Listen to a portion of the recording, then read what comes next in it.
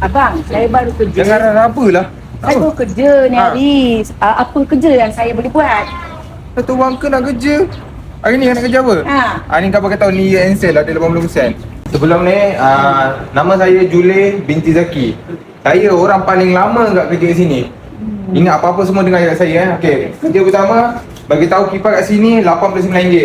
Kipas KDK ni RM159. Boleh? Jangan raba lah.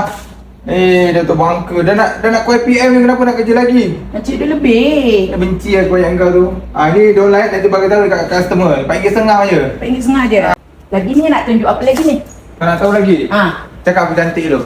Cantik. Benci aku kan ni. Nanti kau cakap dengan makcik-makcik yang suka kilat-kilat segini kan. Kau cakap yang ni harga RM289. Saya detil. Oh, RM289 Boleh ke tempat sini pakai slipper? Siapa berani marah aku? Aku orang lama kat sini. Kau kena dengar cakap aku. Ni kau bagi tahu kat sini. Tinggi ni RM99. Yang ni RM179. Boleh? Boleh. RM179 Okay. Boleh. Gampang lah.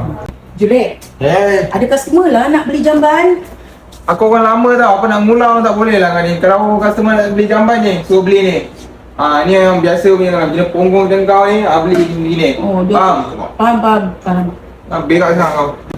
Juleh, takkan itu aja barang dia. Semak lah kau ni lagi tadi dengan aku. Ni kalau macam orang macam kau yang jenis tak mandi ni kan. Kau cakap macam-macam tak mandi tu kau ni, RM179 buat kita. Oh, RM179. Mandi kan? Juleh, pakcik tu tanya tadi, aku nak cakap apa lah? Kau mentang-mentang aku orang lama kau, asyik bully aku Kau lampang kata aku ajar kau sikit tak ingat. Orang lama, macam mana ni aku nak tanya dengan orang kau beli aku panggil aku orang lama. Alah kan ni cakap dengan orang, ni ada pelbagai jenis. Lepas tu kat sini cuma ada kat Semenyih dengan Cerah Batu 10 je ada. Okey. Dengar? Jangan main kara dengan bayar kau budak lagi. Nanti bagi tahu makcik bawang macam kau tu, sini pun ada lampu juga. Kau jangan kerja sini kau nak mengurat laki orang pula. Makcik, kau ngulat. Kau macam mana nak jadi orang lama macam aku ni? Kau ikut aku? Kau dengar ni, aku ni budak darjah 5. Kau tu budak darjah 3. Kau amat sikit budak darjah 5. Aku ni orang lama. Ni kau makcik. Kau ni ngulat ke macam. Kat sini ada singki. Ada 50 jenis. Ada banyak ni. Kau tunjuklah orang benda tu. Kau yang kerja ngangkang lah kau. Kau ingat tak yang aku cakap tadi? Ingat. Apa? Alat dapur kat sini yang ada kat Semenyih dengan Cerah Batu 10. Tengok dah lupa.